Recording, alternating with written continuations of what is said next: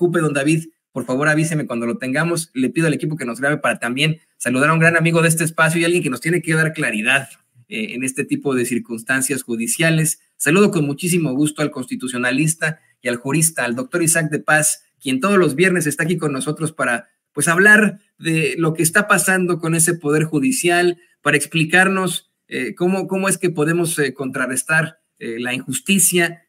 Querido doctor, ¿cómo te va? Bienvenido a Sin Censura. ¿Qué tal, Toñito? ¿Qué tal a toda la audiencia de Sin Censura? Buen día. ¿Cómo les va?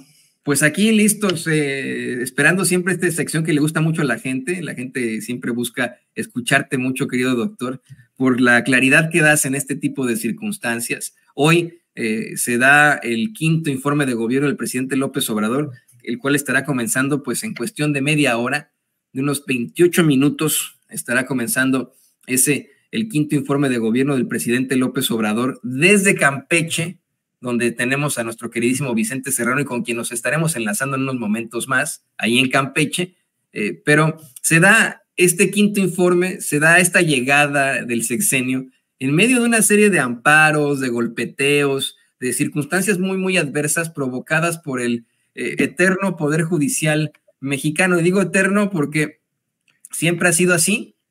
Siempre hemos pues exhibido o visto la cantidad de irregularidades a su alrededor, y es una estrategia conocida de la ultraderecha el utilizar al Poder Judicial para contrarrestar los gobiernos democráticamente elegidos, específicamente cuando se trata de la izquierda del progreso.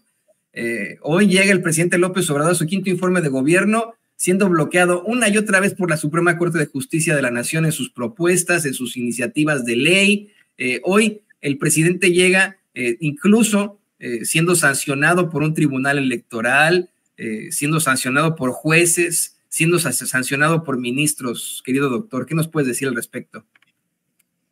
Mira, Toño, en una retrospectiva de estos 5 años muy tensos de relación entre el presidente López Obrador y no solo el Poder Judicial, el sistema judicial como tal, los grupos de abogados, los grupos conservadores que tienen abogados a su servicio, asociaciones legales a su servicio, incluso hasta academias, escuelas de derecho que comparten la visión de usar al Poder Judicial y al derecho para frenar el progreso. Es toda como una escuela, hasta tienen una filosofía propia que intenta eso, poner al derecho al servicio de los grupos de poder. Y es que, perdón que haga una revisión y un retroceso histórico, el Poder Judicial y en México, el derecho en sí mismo ha sido una herramienta de, por y para las élites. Así nace el Poder Judicial en el siglo XIX como un grupo muy selecto de hombres, de leyes, de hombres cultos supuestamente, de buenos modales supuestamente, y dominan todo el siglo XIX este tipo de perfiles en el Poder Judicial, mayormente con algunas excepciones, claro, como Juárez, como Ponciano Arriaga, pero así evoluciona el Poder Judicial y sobre todo la Suprema Corte. El siglo XX no fue la excepción, y ya como a finales del siglo XX, con la reforma del 94, por cierto, impulsada por Zedillo, y que hemos dicho aquí, se han cansado muchos colegas y el público hasta lo sabe, cuando Zedillo deshizo la Suprema Corte en el 94, cuando quita a 20 y tantos ministros que había, tantas salas, había 4 salas, y las hace únicamente 2 y nombra únicamente a 11. Ahí nadie dijo nada, ahí nadie dijo que era un golpe de Estado, ahí nadie dijo que Zedillo quería una corte a modo, nadie se atrevió, porque nadie se atrevía, ni estos que estabas mencionando hace rato, ¿no? Supuestos periodistas de larga data en Televisa, no solo López Dóriga, los Zabludovsky, ni Guillermo Ortega, ni toda esa pues jauría mediática, diría aquel profesor libanés. Entonces, el Poder Judicial en este sexenio, ya para regresar, ha estado siendo instigado por los grupos de poder corporativos para intentar frenar, pero no lo ha logrado desde mi punto de vista, intentar sin éxito frenar las grandes reformas y los grandes cambios. Esto se debe a dos factores principalmente, Toño, estas intentonas, que el sistema legal en sí logra favorecer a los poderosos, a los que tienen dinero, a los que tienen conocimientos legales, a los que pueden contratar un gran despacho, un buen despacho.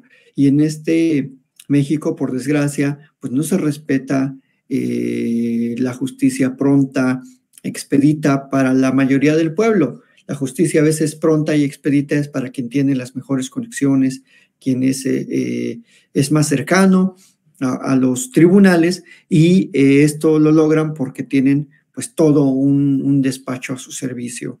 Ese es un problema estructural, no solo de la Suprema Corte, de cualquier juzgado administrativo, civil, mercantil, familiar, en todo México, Toño, en todo México. O sea, es un problema endémico del Poder Judicial.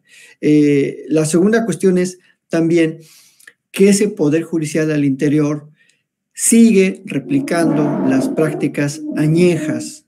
No solo el Poder Judicial Federal, no solo la Suprema Corte, como hemos visto esta semana, que eso será el tercer punto que tocaré, sino que los poderes judiciales locales no han sido capaces de modernizarse, de ofrecer mejor servicio de justicia a la sociedad, de tener mecanismos amplios de, por ejemplo, un escalafón, una serie de concursos para que la gente entre a trabajar y de evaluaciones claras para ir nombrando a todos los funcionarios, desde el notificador, el ejecutor, el secretario, el actuario, el juez. Carecen la mayoría de poderes judiciales de concursos claros, de concursos abiertos, que permitan ir renovando esos nombramientos y que mejores perfiles ocupen esos puestos. ¿Por qué es importante los perfiles de quienes son titulares? Bueno, pues porque es un ser humano el que dirige un juzgado, el que decide cómo se debe dar la atención al público, el que evita las tranzas, el que dice, no, yo no quiero que mis secretarios reciban dinero, atiendan a todos por igual, nombren audiencias para todos por igual, atiendan y presten los expedientes a todos por igual. Nada de que al que dejó una lana o invite el café o invite el almuerzo o el compadre del actuario va a ser favorecido. Y no han tenido ese tacto. Y también eso se debe al poco escrutinio social. En los medios no se habla de eso, no hay grandes análisis, ni siquiera a veces en la academia, ni siquiera hay estudios, salvo excepcionalmente sobre la crítica que se ha hecho al nepotismo del Poder Judicial Federal, que ya también se está intentando desterrar. Hay que reconocerlo, que se ha estado intentando desterrar el nepotismo. Ya no pueden trabajar familiares hasta el cuarto grado en los juzgados federales, incluso por circuitos ya también se está intentando desterrar. Pero es un poco tarde. No es demasiado tarde, pero es un poco tarde, ¿no? Porque ya pasaron muchos años de nepotismo. Y la tercera cuestión es que vimos esta semana las declaraciones de la ministra presidenta de la Corte, muy desafortunadas, anunciando casi una crisis constitucional, un golpe técnico de Estado instigado por ella. Es muy lamentable, esto no hubiera pasado con el ministro Saldívar. ¿Por qué? De entrada, porque un académico es un tipo más serio, es un tipo más sensato en cuanto a relación de diálogo con los poderes, y él, a pesar de las tensiones que de ambos lados recibía dentro del interior del Poder Judicial como de la oposición e incluso a veces desde la propia 4T, pues era siempre un ministro presidente que buscó un canal de diálogo directo, de diálogo franco con el Poder Ejecutivo y con otros poderes. Y en cambio, al anunciar la ministra Piña, que ni siquiera todavía se está discutiendo el presupuesto, que si no les dan dinero no iba a ser posible, o no va a ser posible la transición democrática en el 2024, híjole, pues yo sí dije, señora, Creo que vamos a bajarle 20 rayas a su tensión, a su paranoia judicial. El Poder Judicial, por supuesto que va a tener su presupuesto, a nadie se le va, es imposible que se le quite el presupuesto al Poder Judicial, porque el presupuesto no es de ellos, no es de la ministra, no es de los ministros, es del pueblo y sirve para el pueblo, o sea, sirve para que el dinero llegue a los juzgados, para que los juzgados trabajen, para que se paguen sueldos, para que se paguen servicios, agua, luz, mantenimiento, para que todo funcione. Y no, ellos ven como el presupuesto, ahí se nota que le ven como algo suyo, como un patrimonio, como, ay, me van a quitar mis fideicomisos de 20,000 millones. Y esa es una visión que los que estudiamos el derecho constitucional y los tribunales constitucionales, es una visión de cerrazón judicial, de no apertura al diálogo judicial. No tenemos un poder judicial que quiera dialogar en este momento, que quiera acercarse a encontrar puntos de convergencia con los poderes que ahorita están en desencuentro, digamos, ¿no? Con el Poder Ejecutivo y con el Legislativo.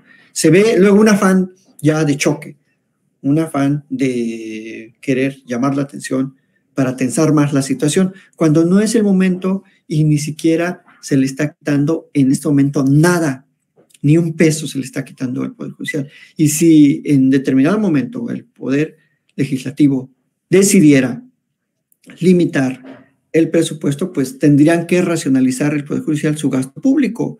Punto. Es facultad exclusiva de la Cámara de Diputados aprobar el presupuesto, que es a propuesta, debemos decir, del Poder Judicial. Y si bien es cierto, ha habido esta crítica por parte del presidente, en eso se ha quedado, en crítica, porque lo respeta, porque dice, bueno, yo opino que no deben ganar más ustedes, ministras, ministros, presidentes o integrantes de los tribunales colegiados, magistrados y magistradas, que no deben ganar más que el presidente de la República. Porque eso dice la Constitución y eso está expresamente en el artículo 127 y yo considero que no deben ganar más. Pero no los va a obligar, no les va a ir a quitar el sueldo, no, eso no es posible. Y se han dado el sueldo que han querido y no ha pasado nada.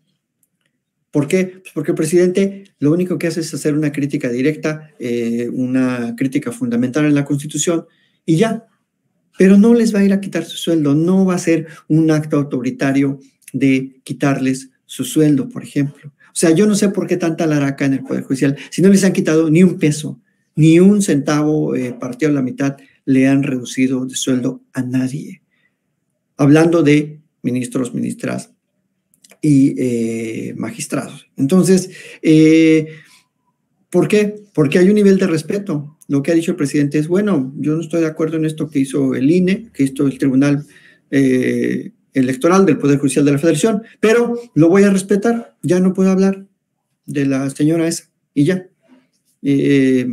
Punto. O sea, el presidente no es un autoritario soberbio, loco, que esté queriéndose vengar. El presidente tiene otras cosas mucho más importantes, yo siempre le he dicho, que hacer. Sobre todo a 5 años ya de un avance notable, de una muestra de que con poco se puede hacer mucho, de que con austeridad en el gasto público, con racionalidad, sobre todo en el gasto público, con buscar las maneras de no realizar pues derroches en el servicio corriente, en el gasto corriente, se pueden hacer muchísimas obras, se pueden dar muchas becas, se puede lograr lo que muchísimos doctores en economía de Yale, de Stanford, de ITAM y de anexas nunca van a lograr. Nunca, por más maestrías, doctorados, libros de economía que escriben y porque han perdido el sentido común, han perdido el rumbo. Y el presidente lo explicó muy bien, me gusta mucho a mí, además, no porque él lo explique. También yo en mis clases hablo mucho de los sentimientos de la nación, de esas articulaciones ya jurídicas, filosóficas que plasmó don Andrés Quintana Roo y don José María Morelos y Pavón para equilibrar la desigualdad económica, para proteger esas clases que nadie las protegía antes, al hijo del campesino, al hijo del jornalero, a los excluidos de la colonia. Ya hablaban ellos en los sentimientos de la nación que se equilibre el jornal del pobre, del campesino. Y es lo que seguimos necesitando ahora, el aumento de los salarios de las personas que trabajan en las fábricas. Aquí en Tijuana ganan muy poco las personas que trabajan en una fábrica, pero no solo en Tijuana, en todos los parques industriales no hay persona que gane más allá de 2,500 a la semana, con todo y bono de despensa y bono de puntualidad. Seguimos requiriendo ese equilibrio económico, y el presidente lo que ha hecho es eso, equilibrar la balanza, darle dinerito a los jóvenes que estudian la preparatoria, la secundaria, primaria, a nuestro sector de los ancianos, ancianas que han trabajado mucho, pues órale, dale su lanita bimestralmente, y eso va equilibrando la balanza y va permitiendo a mucha gente, como lo ha permitido, salir de la pobreza. Eso es lo que no ven en el Poder Judicial. Por eso, volviendo al punto de cuál sería una ruta, bueno, mejorar los perfiles.